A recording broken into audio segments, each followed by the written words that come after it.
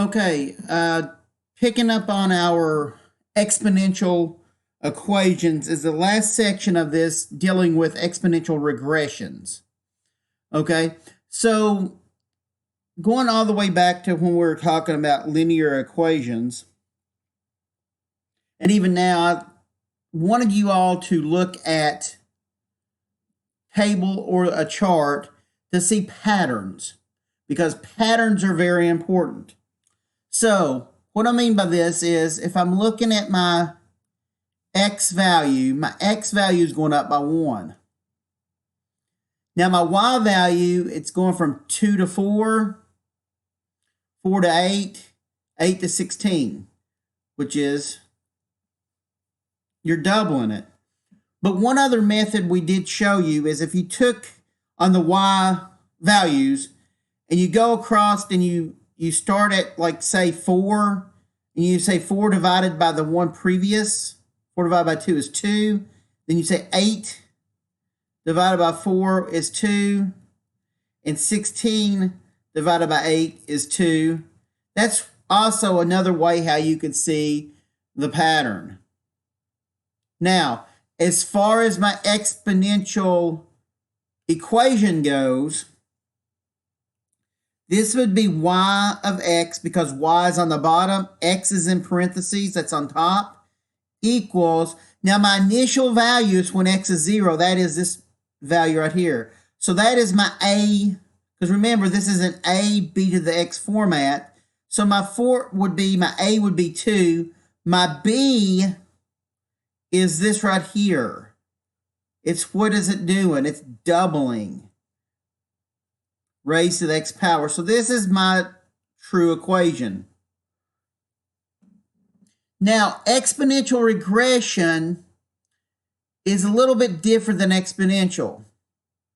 And what we're going to see on our next example is you're going to see through the pattern that it does not hold up. So let's take a look at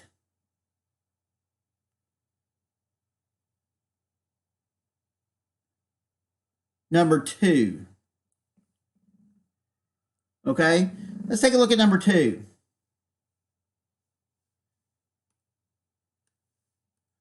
My x is going up by 1, but I've got a 2, a 3, a 4.5, and a 6.25. There's not really a pattern that I could see except if I do this. I'm going to take that 3 divided by 2 to get 1.5. I'm going to take 4.5 divided by the previous 3, get 1.5. So it looks like it might be 1.5. But then when I take 6.25 divided by 4.5, look what I get, 1.39. It's close, but every one of these values would have to be the same. So the 6.25 over 4.5 would have to be equal 1.5 for this to be a true exponential equation. So these values are close to being exponential. So now I'm going to show you all by using our graphing calculators. So you can use your TI-83, TI-84. If you're using a Casio or any other ones, there are options. I'm just not too aware of those. I just are really familiar with the 83 and TI-83, TI-84. So just like what we did with linear, what I'm going to do is my first is saying stat and go to edit. This is just like what we've done before. And then what I want us to do is do our L1 and our L2 values, which my L1 values are my X, my L2 values are my Y. So once we put L1, 0, 1, 2, 3, my L2, 2, 3, 4.5, and 6.25, then if you go back to stat, now go to the calculate. So instead of option 4, we do option 0. And what happens is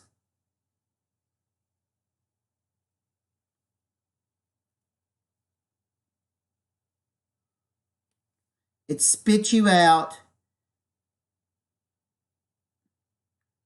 an A, which comes out to be 2.03. B comes out to be 1.47. So my equation of this would be yx equals 2.03 in parentheses 1.47 raised to the x power. Now, I could go up here and do the exact same way with our exponential. So let's do this for practice.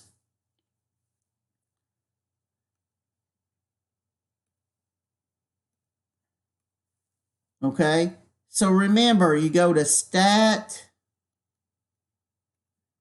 Edit, L1 and L2.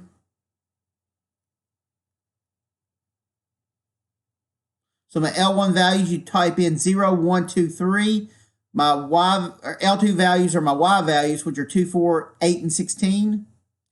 And then if you go to Stat and calculate option number 0, you should come out with A is 2, B is 2, which is the same equation, the same A and B that we did this by hand. So I'm showing you, if it's a true exponential, you can do it by hand. If it's an exponential regression where your ratios are not the same, then that's an exponential regression, and that's what we let our calculator do the work. So finally, what I want to do is I want to show us number 3, and I want you to do part A. I've got 3 parts of this.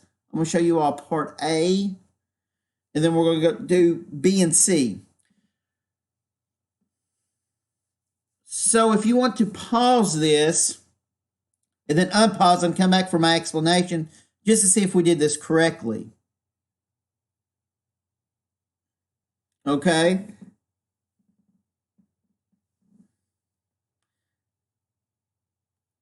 Now, first of all, by looking at this, take a look what x is doing now. It's going up by 3.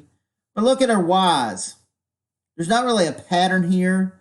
So what I'm going to do is I'm going to take 4 divided by 1. I'm going to do 8 divided by 4. And I'm going to do 16 divided by 8, which is 4, 2, and 2. And notice that the ratios, this one right here is off. So this is going to be a regression. So if I go back to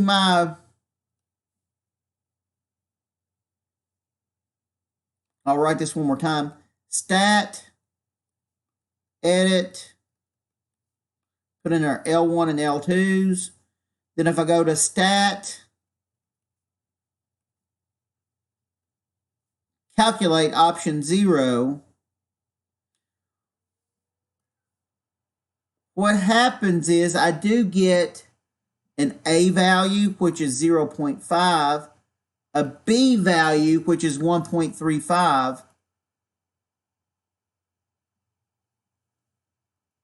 so my exponential regression equation would be yx equals 0.5, and then in parentheses 1.35 raised to the x power. Now from this equation right here, I can always ask you to find what x is. Or if I give you x, what y is.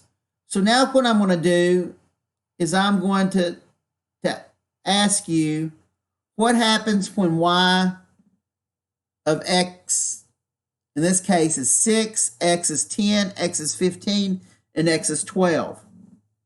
So all I'm doing on this is I'm plugging in,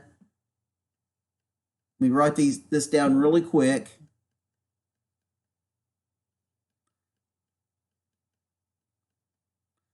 Now notice I'm leaving out my x, my exponent, because what I'm going to do is I'm going to substitute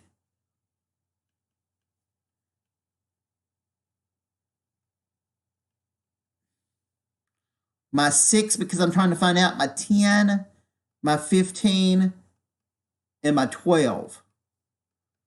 So if you want to pause this to see if you can come up with what I get, feel free to. So now when I carry out each one of these calculations, the first one I get 3.03. The second one I get 10.05, 45.08, and my last one 18.32.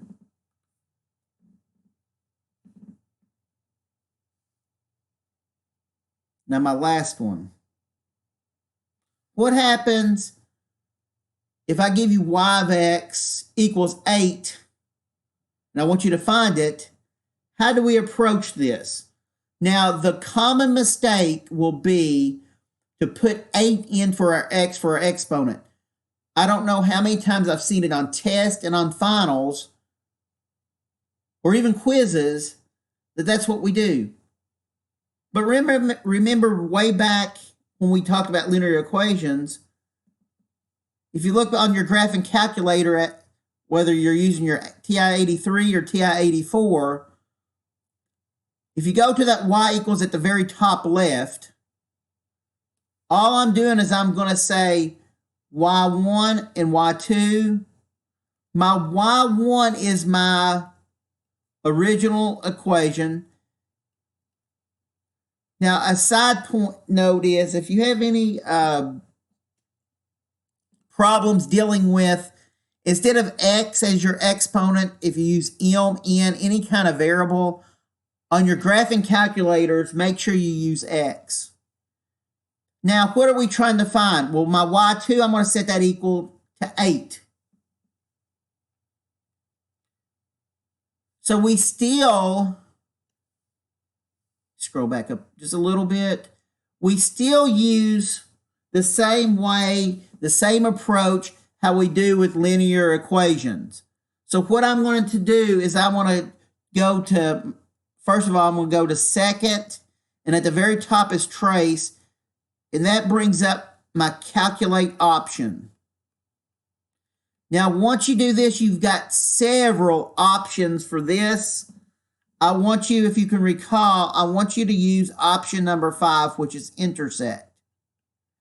Now, make sure on any of these when we're doing these intersections that if you go to your window option at the very top, and I'm going to make a side note right here just in case if any of us are having problems with it, make sure my x min, my y min, you know, set it pretty high. Set it to -1000 maybe.